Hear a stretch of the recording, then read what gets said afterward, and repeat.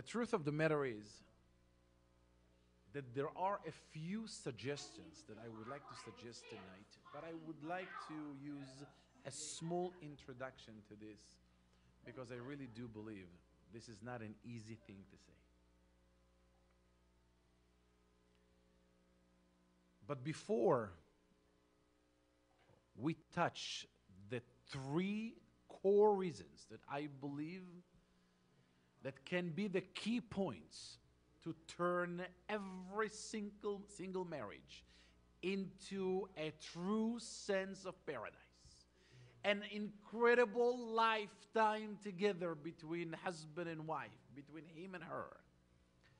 Before we deal with these three core points, I would like to say that we have to first be truthful with ourselves and be able to face what I call the truth.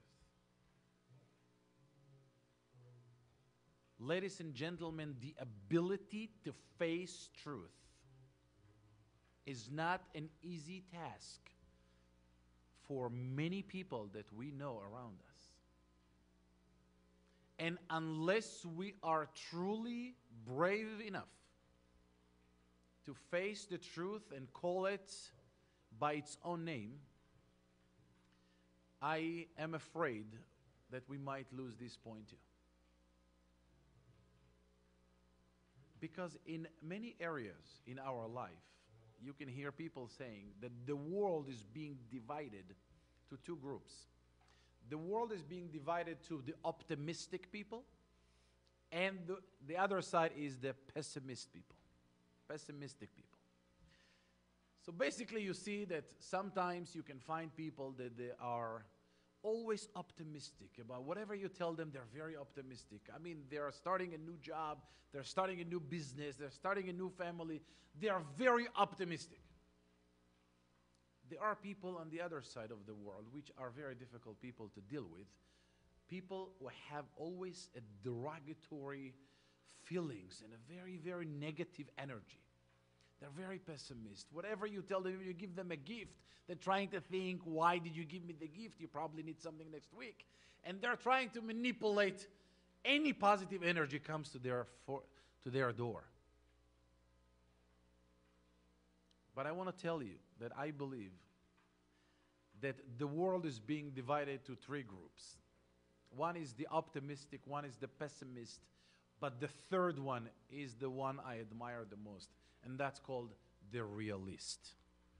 You got to be realistic in life.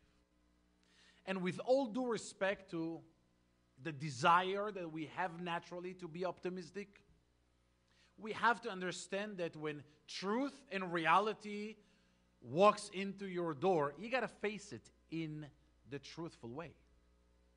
For example,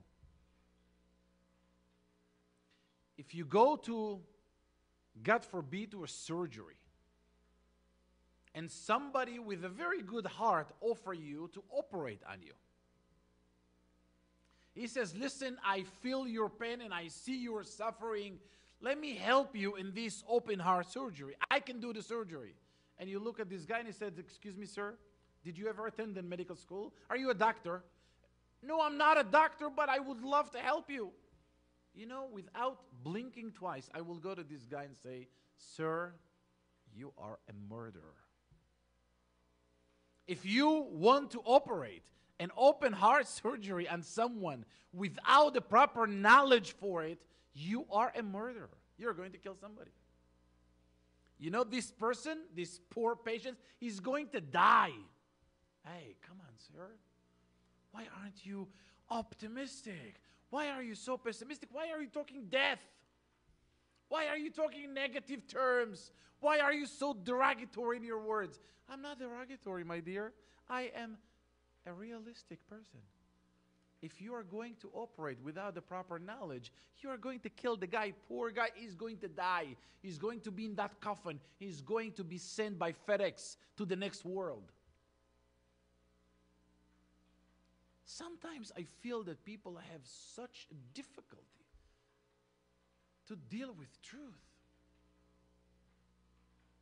Very often in the education world.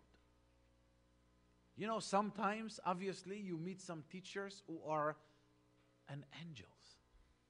They have such a deep, sincere desire to teach. They have an incredible knowledge and power and energy and talent to teach. They're incredible. But sometimes there are people, for God knows what reasons, they chose to be in this field, but they're not qualified to the job. I do not believe, personally, you might disagree with me, and usually I have no problem with that. But if someone is not qualified to teach, if someone is not qualified to be the educator of my child or any child, because he or she simply does not have what it takes to be a teacher, I will tell them in a very, very nice way, but clear and truthful. I would say, sir, madam, if you are not qualified to teach, if you don't know what you're doing in your classroom, you might going to destroy the life of those kids. You are going to destroy the life of these kids for the rest of their life. Why are you so pessimistic, sir? Why don't you give me a chance? Give you a chance to do what? To destroy my child? It is so clear to us that in many areas in life, we gotta be realistic. I'm emphasizing this point as an introduction to the upcoming point because I do not believe I can go without this introduction. It is, my dear friends, an incredible, powerful point to teach ourselves to be realistic. We have to be able to practice to be realistic. If you're going to operate without the knowledge, you're going to kill the person. If you're going to teach in the school and you're not qualified to the position, to this job, you're going to destroy the life of these kids. If you're going to take this Boeing 747 up on the air and you're not a pilot, you're going to crash this airplane. And don't tell me I'm pessimistic. I'm realistic. So what is all of this dealing with the truth has to do with getting married? What is specifically has to do with trying to understand the riddle of marriage? I want to introduce the suggestion number 1 that I feel so incredible amount of passion towards that, to the extent that I really do not believe how the world live without this.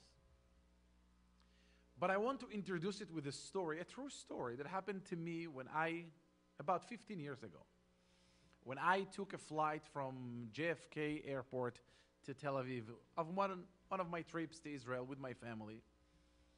I will never forget, I have to tell you, many classes, many lessons that I learned in my life were on a by-the-way scenarios and situations. Sometimes it's a matter of 15 seconds lesson that I learned from people that are stuck in my mind for the rest of my life. The one I'm going to tell you is one of them.